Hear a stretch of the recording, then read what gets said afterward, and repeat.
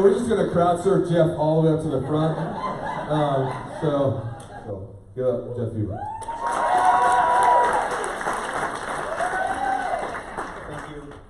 Thank you for being here this weekend, just giving your time, pushing pause on life, on studies, school, and coming here to do silent disco. I see you. I was there for a while. It got scary. I didn't know it. I had like 2 moves and I was done, so I'm like, oh, after that it just gets embarrassing. We think of these weekends as a launch. We think of this time as a pause, just to reevaluate and just move forward until we meet again the next year. That's the way that, as a region, the way that we look at these times.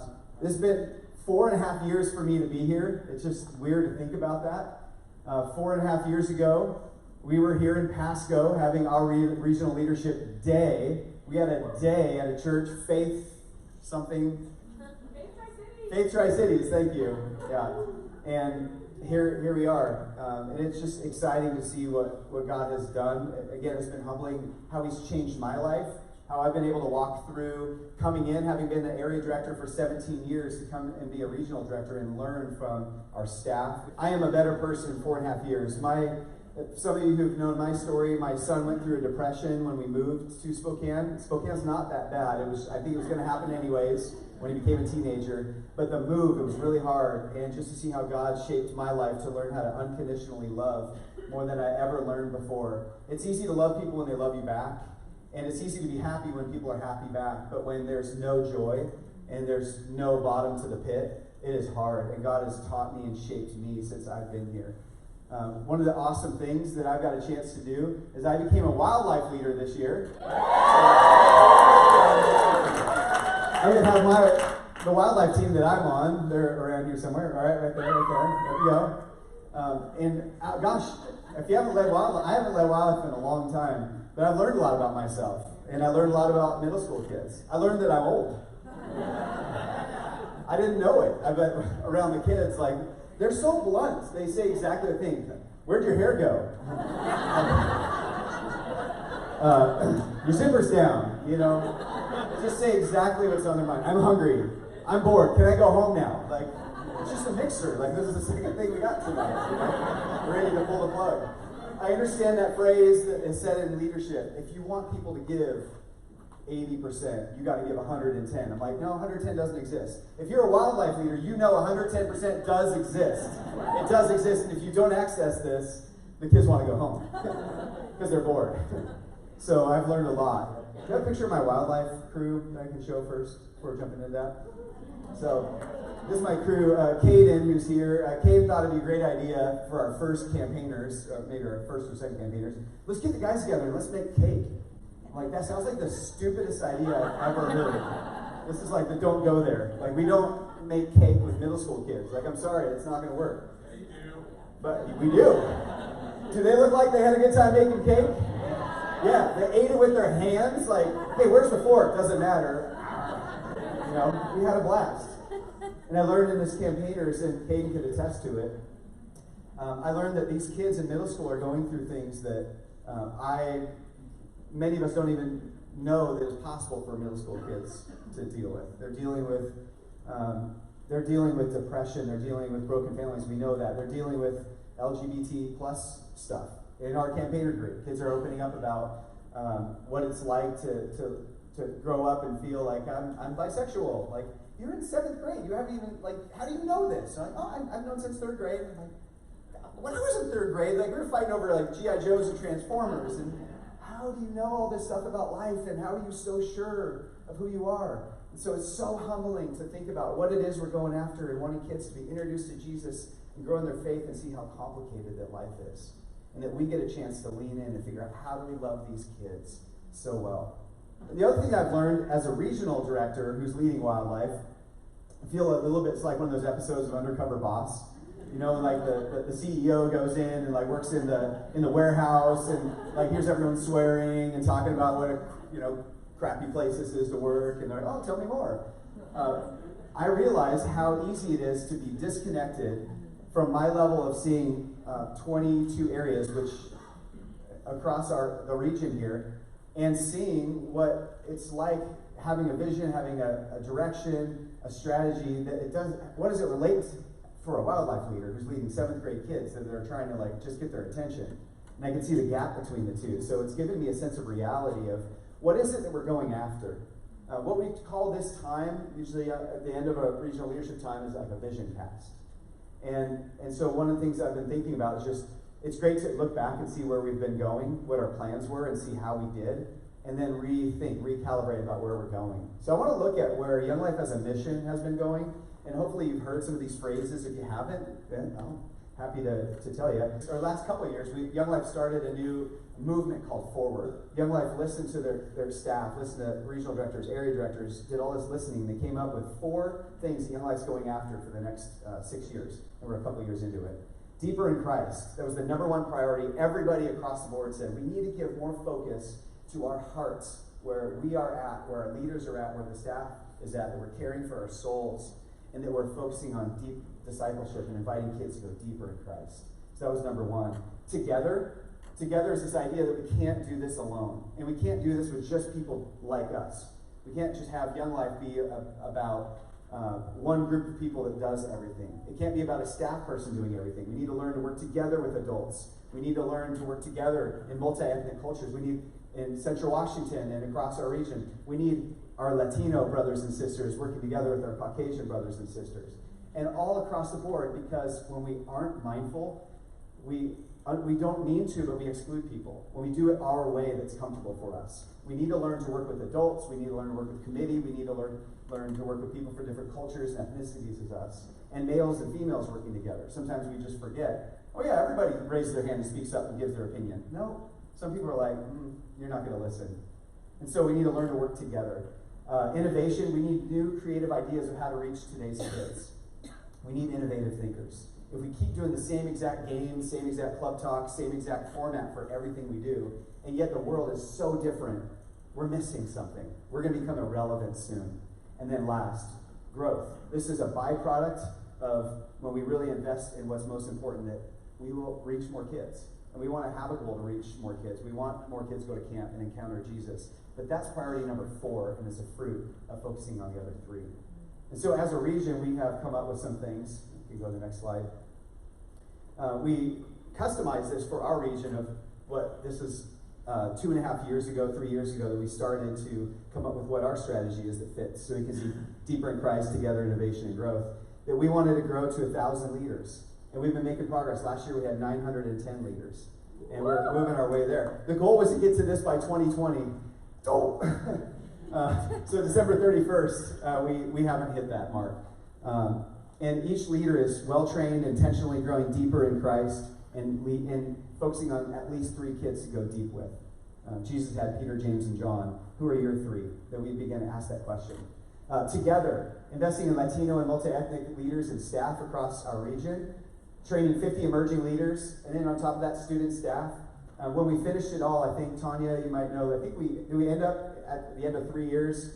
Did we get 50 emerging leaders? Were we pretty close? I don't know where you are, Tanya. 48. So, 2 of you, there's 2 people who didn't do it that just completely wrecked our goal. No, that's okay. You don't have to do it. You're going to ruin all of our goal, and but that's okay.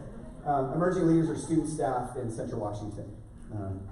And then we wanted to begin as a region to raise money to help hard-to-fund areas, which means 55% or more free and reduced lunch across the community of all the areas. We want to invest in our areas that have a harder time to raise money in that community to run ministry and get kids to camp. Innovation, it may not sound like super innovative, but realizing like we got to create some systems so that area directors can work with committee to own ministry together and not just be fan clubs. And then we want to grow to 150 teachers and on-campus leaders, realizing that some of the most dynamic leaders that we can find are ones who are already in the school, who already know kids and are paid for by the state. We don't need to raise money for teachers and coaches. The school district pays them, but we can figure out a way to honor them and partner with them and see what God's already doing and team up with them. And then we wanted to grow from 25,000 to 35,000 total relationships with kids and just make impacts at the school. That's what our goals were. Some of the things that we found, again, like report and share back some of the things that happened really well. Leaders, we made progress, and I think we're on the right track of adding more and more leaders. I don't think that we've really moved forward of going deeper in Christ together with leaders. I think a lot of leaders feel like, training, I'm busy, but we have a lot of leaders who've been trained who've done it really, really well, and leaders who have taken more emphasis of, we're going to have regular training for our leaders. But going deeper in Christ, I think that there's more that we can do. I'm going to talk about it at the end. Together, this whole idea of together, I feel we really got after it. We found some new creative ways of training and engaging more leaders and Latino leaders in Central Washington. I feel like there's something special that's happening across Central Washington among leadership that we're hearing, we're listening, we're investing, pulling together. And I think that from where we started 3-4 years ago, I think we're in a very different place and continue to invest. And we're not done figuring out ways that we can help financially support areas and getting kids to camp and taking on more staff people. Innovation, I think we have a lot of work to do in partnership of how to continue to invite committees and staff to work together, and we're going to keep pressing into that. We actually lost ground on teachers. We got up to about 112 a year and a half ago, and we're down to about 80 now. We dropped about 30-some teachers and coaches leading, and I don't know exactly what happened other than we just didn't really talk about it a lot. And sometimes when you shine the light on something and people pay attention to it, maybe we need to bring it up again. We had Mara Walden from Yakima. She was here. She actually just had to leave early. But if you are interested, you know somebody, you kind of are stuck feeling like, I want to invite teachers and coaches in, but I don't know how to. We have a champion for that. We'd love to talk that through. Mara, just talk to your staff person, talk to me. We'd be happy to connect her with you just to help think through how to invite teachers to connect with you. How do you connect with them? Because saying to them, hey, if you want to be a Young Life leader is not always the best way to connect with somebody. They need to see what's going on and know that you care about them and that you will respect their lack of time and their wealth of knowledge. So, and then growing relationships with kids. We got up to about 30,000 stalled. And then this last year, something happened. We have a different name as a region. It's like the elephant in the room. We haven't talked about it, right? I think the next slide we have on here. We joined together with, this is what our region has been other than Western Washington. You can we have to put the peninsula of Western Washington, or a region makes no sense. It looks like just like a weird blob of something. So the peninsula is really helpful. But what our region looks like now is this. Montana and North Wyoming are a part of our region, and we went from being the inland Northwest to the mountain West. That's why we changed names. And Montana has been doing some incredible things. In North Wyoming, incredible things. Some of their areas, they're reaching kids in the system. Foster kids, kids who are incarcerated, kids that are in juvenile delinquents centers. They do Young Life clubs at one in Billings and one in Sheridan, Wyoming, where kids can choose whether or not they want to go to club, but if not, they sit in their cell. Yeah. What would you rather do, sit in the cell or go to club? You want silent disco or you want solitary confinement? I mean, let's talk, right? Am I right? There's some incredible work that's being done in this east half of our region that we're going to learn from. But part of it, too, is when they joined our region, we hit over 35,000 kids relationships. Yes. But now is a season where we are going to create a new vision as a region. And so what I present to you today is not unveiling a new regional vision. We don't have that yet. We're going to do the same thing that Young Life did when they created Forward and they listened. We're going to spend time listening to every area. We're going to listen to what the heartbeat is and make sure that what we focus on fits with Young Life mission-wide, but is true to who we are as a region. So you can stay tuned for that. But in the meantime, there's something that God has given me as a phrase for a region until we have our next vision, and that's this: to be comfortable being uncomfortable. So what I present to you today is not unveiling a new regional vision. We don't have that yet. We're going to do the same thing that Young Life did when they created Forward and they listened. We're going to spend time listening to every area. We're going to listen to what the heartbeat is and make sure that what we focus on fits with Young Life mission-wide, but is true to who we are as a region. So you can stay tuned for that. But in the meantime, there's something that God has given me as a phrase for a region until we have our next vision, and that's this: to be comfortable being uncomfortable. It's a theme, I think, that God is jumping out to us. And what does that mean, to be comfortable being uncomfortable? We have a comfort zone where everything's safe and everything's predictable And there's no anxiety, there's no worry, there's no fear. We're just kind of in our comfort zone. And then we want to be a Young Life, Wildlife, Young Lives, Premium Young Life College leader, or on committee and think, okay, now how do I maintain my comfort zone and make an impact and change the world? Right? It doesn't happen. We've got to get out of our comfort zones because that's where the magic happens. It's outside of that. It's where don't go there. No, we're going to go to don't go there, right? It's when we're going to love those kids that are very difficult to love. Realize that we have to break through that discomfort to persevere and be faithful. And that's where the magic happens. Where the Spirit works is when we're operating out of faith and courage and service and perseverance. And so really that's the phrase that I want to invite you in for this coming year, is be comfortable being uncomfortable. See, Jesus did this really well, didn't he? Didn't he model to us what it means to be comfortable being uncomfortable? Look where he was born and when he was born. In Roman-occupied Middle East. And in a barn, like in a stable. And you look as he grew up, he didn't grow up as a rich, powerful person. He grew up poor. He grew up common. And you look at what he did. Matthew, the tax collector, he engaged with somebody no one wanted to talk to. And then he went and he had a silent disco party with them. And everyone, the security guards, like came around the room and kind of like muttered, "What's going on in there, right? You know, what's happening? How can, if this is like this prophet, the Son of God, how can he be hanging out with these people?" But Jesus was comfortable being with what everybody else was uncomfortable with. He had no problem. The woman at the well, there's 20 reasons why that would be an uncomfortable situation. Jesus was so comfortable. Inviting Peter offshore, inviting him out of his comfort zone of being on his boat, on the shore. Hey, you want to get let out? You want to go out to deeper waters? You want to cast your nets? Uncomfortable. But Jesus even invites his own disciples to be uncomfortable. That's his way. He went across the lake, all the way across the lake to meet Legion, who was demon-possessed. He cut himself with rocks, and he was alone, and no one knew what to do with him. He was comfortable being uncomfortable. And he invited his disciples to do the same thing and model it to him. He was accused, misunderstood, mocked, crucified. And yet, on the cross, forgive them for they don't know what they do. He's praying for them as they're doing this. He's comfortable being uncomfortable. The disciples, they're struggling trying to make every sense of it when Jesus died. And he rose again, he ascended, he came and met with them. He called them to get together and pray, and they did. Read Acts 2, read Acts 4. What happened when the disciples went out and they started sharing the message, and they got persecuted, and they got misunderstood, and they got accused. And right, what happens? They got together, they prayed, and the walls began to shake when they would get together and pray. Why do we have a vision that's about being comfortable, being uncomfortable? Because the walls shake. Because the world is changed. Because people are engaged, and the good news is given to the poor. Good news is given to don't go there, to that school, to that group of kids at the school. Our world is changed when we live as Jesus did, and we take the invitation that he had. I think about what that was like for me as a leader, and as I just thought through how I wanted this to somehow relate for you to see yourself asking the question, how can I be comfortable being uncomfortable? Because we live in a world that says, don't be uncomfortable. We live in a world where anxiety is higher than it's ever been in the history of the world. There's so much anxiety and discomfort that all we want is self-care. All we want is just stress-free. All we want is just relax, take it easy. And then Jesus invites us to be uncomfortable.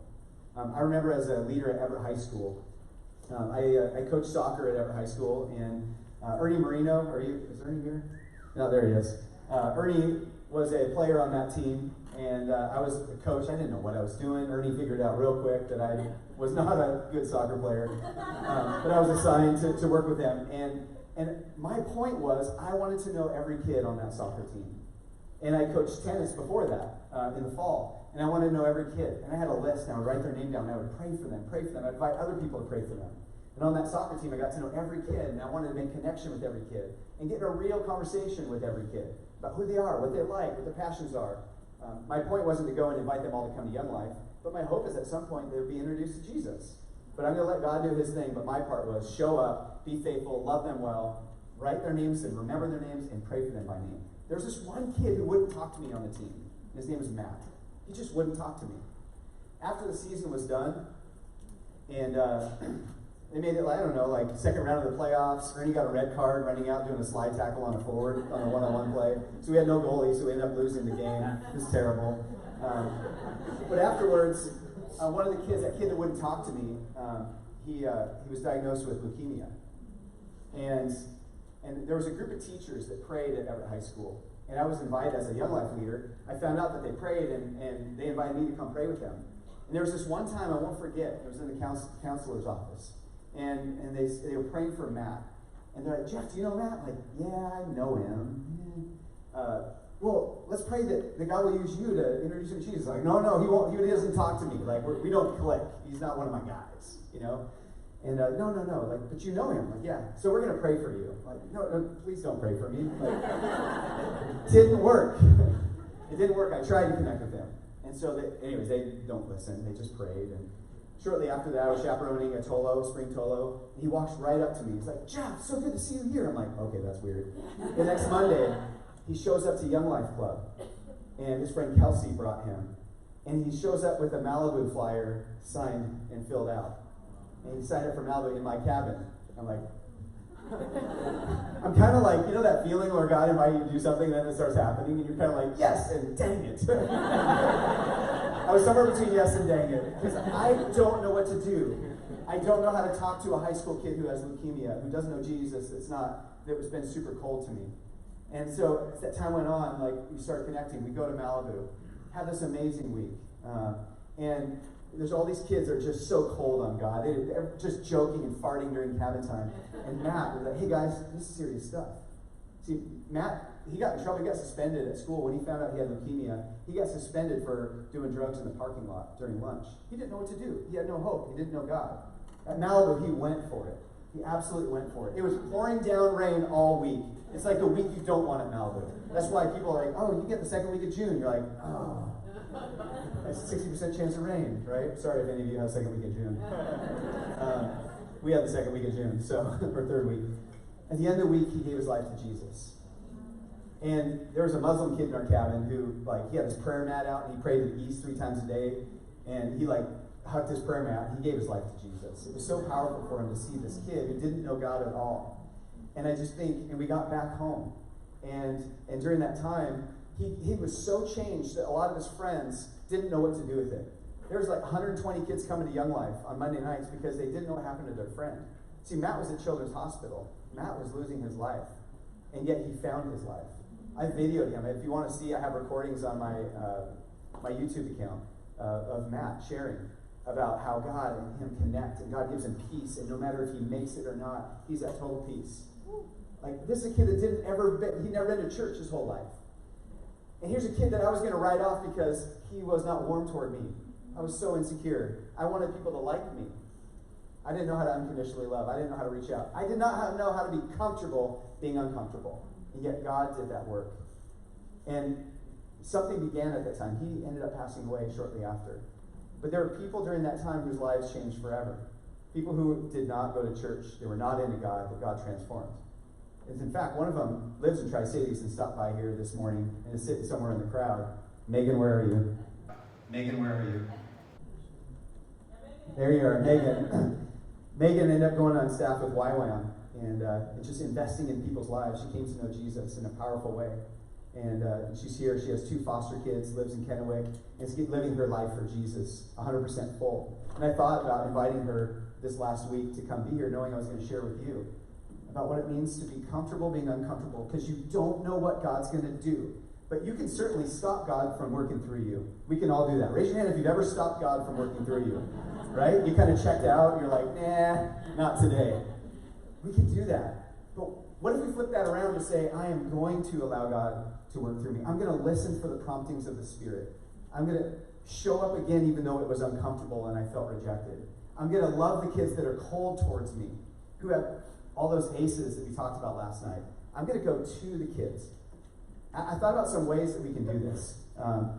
Here's a couple ways that we can lean into be comfortable being uncomfortable. For some of you, this is easy. But going on a prayer walk, you ever been on a prayer walk? It's kind of uncomfortable. You know what's really uncomfortable? If someone drives by or someone's there and they're watching you walk around, you're like, this must look so stupid. I'm like walking around muttering, right? Do you believe that God answers prayer? Yes. Go for a prayer walk. Have you ever prayed on your knees? That's uncomfortable. Like, do people see you? Or if you're by yourself, like, what if an alien is like spying and sees you down there? Stop thinking about how goofy something looks and humble yourself before God and pray. Some of the most amazing times when I just humbled myself. And I don't know that God like listens more when you're on your knees, or you finally let go when you are on your knees. When's the last time you did that? Share journal entries with some of your fellow leaders. In Montana, one of the things that they do, all the leaders have what's called a thread journal, a little prayer journal. And they read scripture together, and they write like a little note in the table of contents every time they do a new journal entry. And then when they have leader meetings, they share their journals. Now, you don't open up and read their journals straight up. They read the table of contents. Oh, tell me about Thursday. Thursday you talked about feeding the 5,000. And then you share about what you read. So it's not like invasive. It's just connecting on a deeper level. That deeper in Christ that I said, that I think we can go further. Creating a prayer list of kids for camp. You might know a bunch of kids, but do you have a prayer list? Have you shared it with anyone? Are you adding to it? How often do you pray for kids who you want to see introduced to Jesus? Setting goals together as a team. That might be uncomfortable. Goals can be hard, because what if you don't make it? Or what if it's too unrealistic? What if people don't like your ideas? Get comfortable being uncomfortable. Build personal relationships with parents of kids. Freshmen, anyone lead freshmen? All right, young lives, like when you meet their parents, it just changes. They're a little cold at first because they're threatened, right? Who are you? You're another person. Middle school, if you lead wildlife, you've got to meet parents. And it might be uncomfortable, but get comfortable with it. Powerful stuff happens. Listening prayer. Find a rhythm with God and share it with your teammates. Like, do you listen to God? What is your connection with God? Are you sharing that with other people so that they can walk with you in that? Ask for help. Invite others to lead. That might be uncomfortable for you to invite other people to lead and come visit a club. Be intentional. Invite people in. Invite someone to join committee. Invite someone to provide a meal or help with the club or help with the leader meeting. Host it. Ask people to give to support kids going to camp. You know what's better than Krispy Kreme? Ask if someone to give $100 to help support a kid from camp. Some of you are like, whoa. But what's easier, selling Krispy Kremes or asking someone to give $100 to help the kids go to camp? Actually, asking for $100 is easier. But get comfortable being uncomfortable. And then endure weird looks, being misunderstood, rejected, feeling anxious, and FOMO. Here's some things I want to say specifically to us. And these are simple. Marty hit on these, but I wanted to dovetail on it. Next slide. These are simple things. What would it be like if we used a map? Remember we talked about a map and we saw that map? What if we used a map of the school, of your area, of the community, and then maybe you added on there a don't go there. A lot of us led Young Life at Kamiak High School. I coached tennis there. And we decided to add Mariner, a very multicultural, low income, challenging school that hadn't had Young Life for 14 years, but we just said, let's just bring it up and add it to the circle. And people from all the schools around started praying for it. And they all knew kids from sports, they knew kids from here and there, but the fact that we included it, and the fact that there's a group of kids that aren't being reached, that you would include them, have a map, get a napkin out and just draw your school. Draw the groups of kids in the school. Draw the geography. What would we like to have a map? A list. Man, Young Life, just people in general, if you are an intentional person, be a list person. When you write down a list and you go to the grocery store, you spend less money and you actually get what you needed, right? Make a list. Same thing with knowing kids. One of the things that we're entering into a season starting really this last week, and the staff are invited into this, team coordinators and leaders, everyone's invited into this, is that Young Life is becoming more serious about kids being known by name. It may have been something that was estimated before or you never even thought about, but that's something we're going to talk about. You're going to be a part of the conversations in your areas. We're going to ask you to say who the kids are that you know. So make a list. I've had pieces of paper on our wildlife team over this last year. We have this shared Google Doc, this Excel sheet, where we enter kids' names and what year they graduate, which is hard in middle school. I don't know what year they graduate. That's like 7 years away. But we keep track of kids' names and we share. You know what happens when you make a list? You pray. You know what happens when you make a list? You want to add to it. What happens when you make a list? You remember kids that you forgot about. Have a list. And then last, a discipleship tree. If you haven't seen this, this is something we'll be talking about more. You'll see more. Ask your staff person, what's a discipleship tree? It's who are the 3 that you're investing in, and then who are they investing in? Who's investing in you is in your root structure. I want to finish with this. What stops us? What stops us from being comfortable, being uncomfortable? I want to tell you what almost stopped me. The month I almost gave up on Young Life staff. I just felt beat up. I felt anxious. I felt depressed. I felt just self-defeated. And I went to a friend who's a psychologist. And if you're on the online staff or have a job where you have counseling as one of your benefits, use it. Use it. I met with this guy, and I just shared with him about how I feel like I just beat myself up. I feel like I just get worn out and drained, and I don't want to go to club on Monday. I'm just exhausted. And Tuesday, I don't even want to think about club. And then I beat myself up again on Sunday night because I realized I didn't prepare real well. And then Monday, I'm mad because like others aren't preparing well. He's like, "What do you hear?" He's like, "Man, you're a terrible leader. You're so disorganized. Why is everything last minute? You're a procrastinator. You are not a team player. You put it off. You do the easy stuff, and you don't do the hard stuff." He's like, "Is that the Holy Spirit?" I'm like, "What? Who's saying that to you? Is that God's Holy Spirit?" "No." "Whose voice is that?" "I don't know." "Jeff, whose voice is that?" "What kind of a voice is that? Like an accusing voice?" "It's the accuser. That's the name of Satan. The devil himself is the accuser of the brothers, of the sisters, the one who speaks lies and tells you who you are that's not who God says you are." Why are we not comfortable being uncomfortable? Because we believe lies. And I realize I've been obedient to the wrong voice for way too long. I said, I'm done. I'm done. Are kids worth it? Absolutely. Is God's Spirit inviting you to go deeper? To know kids by name? To show up in uncomfortable places? Absolutely. So that's our vision, friends. I don't have some fancy infographic, but I will. Don't worry. It will come. But I don't have one. Because it's be comfortable being uncomfortable. Lean into Jesus. Listen to the Spirit of truth guiding you and speaking. Can you do that? All right. We're going to finish in prayer, and we're going to have some